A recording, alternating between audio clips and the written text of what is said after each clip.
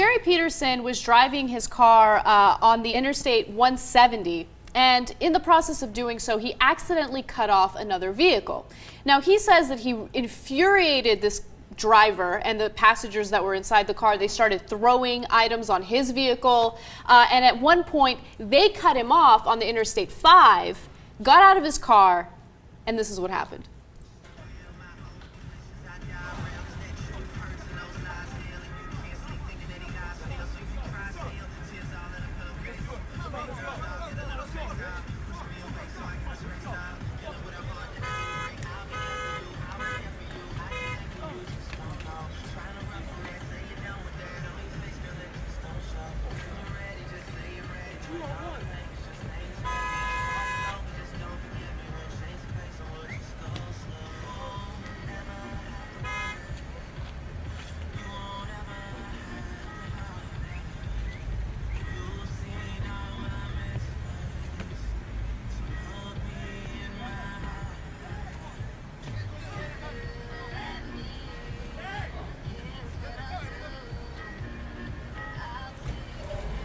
Of that? I got the whole thing.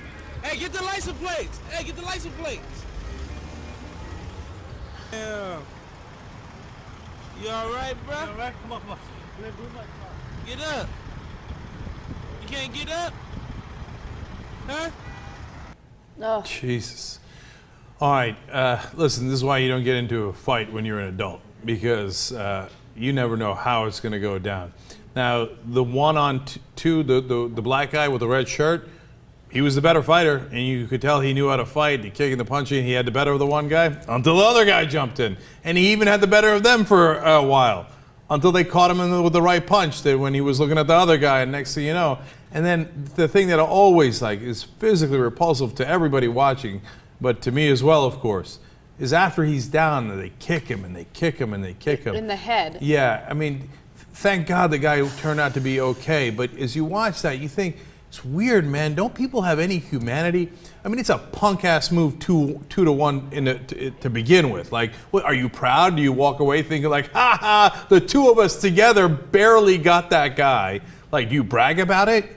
If you were, like, if you wanted to fight and you wanted to prove your manhood, wouldn't, like, this is basically admission, he would have kicked my ass if it was by myself. And then after you got him down with your buddy and he's passed out, then you kick him in the head? It's the biggest punk move in the world. What's incredible is this is taking place on the 5, which is one of the major freeways here in Los Angeles. And obviously there are other people there, they see what's happening, but people either drove away or they were stuck. A lot of people are actually stuck behind them and they didn't do anything Well, there was a guy's taping, there was another guy there. Look, the thing is, you know, I feel conflicted about that. On the one hand, I couldn't help it. I think, you know, you're not there at the time, right?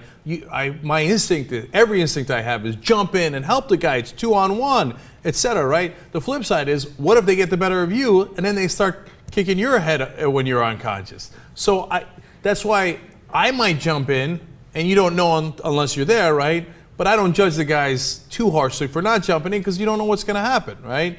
So I just thank God that that guy was okay. And another part of this is that, you know, YouTube is amazing. You know, if this thing blows up on YouTube, before it did, the victim didn't even report it, did he? No, the victim didn't report it. It's actually a really interesting story because he suffered a black eye, a concussion, and even a big cut on his elbow. He decided that he wasn't going to report it, he wasn't going to tell anyone. The video was put up on YouTube and authorities started investigating it after it went viral. And he's saying, I don't want to press any charges, I just want to move on. And authorities are still trying to find the people, the aggressors in this story. But thankfully, they have the license plate number. So I was going to say, it should be pretty simple. Yeah. Even I saw the license plate. Yeah. You could probably find them today, Yeah. right? I guess this is what they call road rage in LA, but that was horrible. You know what? I actually witnessed something very similar to this in Vegas. One car, I guess, cut off another car, and 3 guys jumped out of one car against one guy in the other car. And the 3 guys are 3 white guys, and the one guy was a black guy, but he was there with his wife or girlfriend. And he stupidly gets out of his car. And so it's like 3-on-1. And I didn't know what to do. I was like, oh my God, I should say stop or do something. Meanwhile, Mona, my wife, we had kids with us. She was like, "What are you doing? They might have guns. Like, call 911 and just drive off. Like, you're crazy to be." Because I was like literally right next to them, and all I could do was I just yelled, "Hey, it's not a fair fight. If you're gonna fight one-on-one." And then I called 911. Or don't fight at all. But then I just drove away real quickly because Yeah. because I mean, literally, what if there's exchange of gunfire and what if my kids get shot? It's I mean, I can't. No, stick you around. kids in the car? They're in the car. Yeah. Well, you got your family in the car. It's a totally separate equation, too. Here's another equation, and this ain't right either, don't get me wrong. But this happens in Turkey all the time. Not surprising, right? My friend has an equalizer in the car. It's not a gun or anything. It's just a lead pipe. So if he doesn't use the lead pipe, if it's one-on-one, if it's two-on-one, he uses the lead pipe. Update on the freeway beating case. Hermela, 100%. Sure. So the guy who was the victim, right? I say the victim because I think he was completely responsible for getting into that fight. Apparently, he has a history of road rage. Oh, that's why he didn't want to press charges. Yeah, that's exactly why. Come on, you get beat to a pulp. Why wouldn't you press charges unless you have a history of this? So not too long ago, he hit this guy and tried to run away, but the guy followed him and he eventually stopped. When the guy was looking at his license, he punches the guy. There's a whole police incident report that is now being released, so now he's been arrested. Oh, my God. disaster! It's a disaster. Okay, well, it's in some ways justice on top of justice, but this is how YouTube totally screwed that guy over because now he's arrested and he got his ass beat on tape.